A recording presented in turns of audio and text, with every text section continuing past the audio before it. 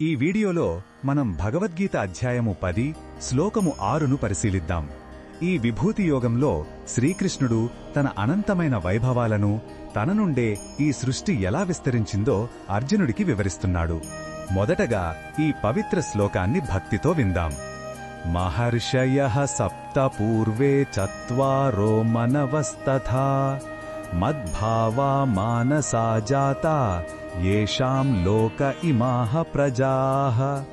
ఈ శ్లోకం అర్థమేమిటంటే, భగవానుడు ఇలా అంటున్నాడు, ప్రాచీనులైన 7 మహర్షులు అంటే సప్తర్షులు, వారికంటే ముందున్న 4 కుమారులు అంటే సనకాదిమునులు, అలాగే 14 మంది మనువులు, వీరంతా నా స్వరూపులే.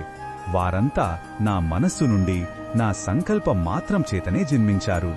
ఈ లోకాలలో ఉన్న సమస్త జీవరాశులు వారి నుండే ఉద్భవించాయి. అంటే సృష్టికి మూలమైన వారందరూ భగవంతుని మానసపుత్రులే అని తాత్పర్యం. ఈ శ్లోకంలో ఉన్న భావం మనకు ఏమి చెప్తుందంటే, ఈ విశ్వంలో కనిపించే వైవిధ్యం వెనుక ఒకే ఒక దివ్యమైన మూలముంది. గొప్ప ఋషుల నుండి ఒక చిన్న చీమ వరకు అన్నీ ఆ పరమాత్మ యొక్క వ్యక్తీకరణలే. ఈ సృష్టి యాదృచ్ఛికంగా పుట్టింది కాదు, ఇది ఒక దివ్యమైన సంకల్పం యొక్క ఫలితం.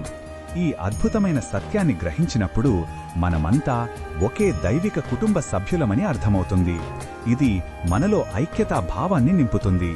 ఈ బోధనను మన దైనందిన జీవితంలో ఎలా ఉపయోగించుకోవచ్చు అంటే, మన చుట్టూ ఉన్న వారిని భేదభావంతో చూడటం మానివేయాలి.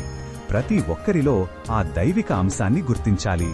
మనకు లభించిన ఏ చిన్న విజయమైనా లేదా ప్రతిభ అయినా అది మన స్వంతం కాదని, ఆ భగవంతుని ప్రసాదమే అని గ్రహించి వినయంగా ఉండాలి.